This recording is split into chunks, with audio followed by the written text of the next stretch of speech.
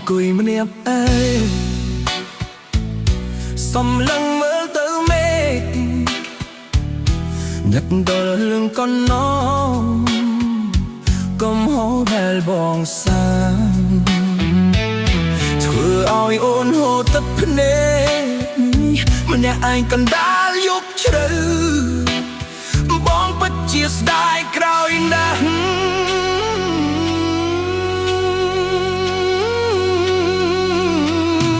ដឹងថាបងខុសហើយដែលមិនបានថែរក្សាដឹងថាបងខុសហើយដែលធ្វើឲ្យអូនឈឺផ្សាពីសម្ដីអាក្រក់ដែលបងធ្លាប់បាននិយាយពេលនេះទើបដឹងថាវាបំផ្លាញបេះដូងអូនចង់ទៅរកអូនតែបងមិនហ៊ានខ្លាចអូនមិនអត់ទោសខ្លាចអូនមិនចង់ជួបមុខតែក្នុងចិត្តនេះវានៅតែស្រែកប្រាប់ថាឲ្យបងសុំទោសងារមេកុំខឹងដឹងបងអីបេះដូងមួយនេះនៅតែមានរូបអូនជានិច្ចឲ្យបងសុំទោសកុំដើរចេញពីជីវិតបងបើគ្មានរូបអូនតើបងរស់នៅយ៉ាងណា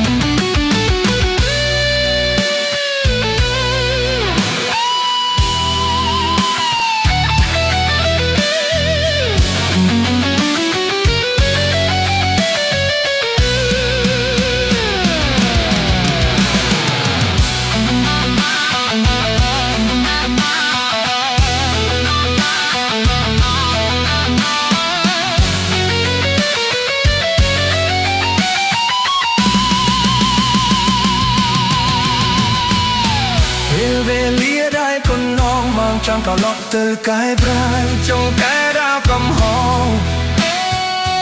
ចង់ធ្វើជា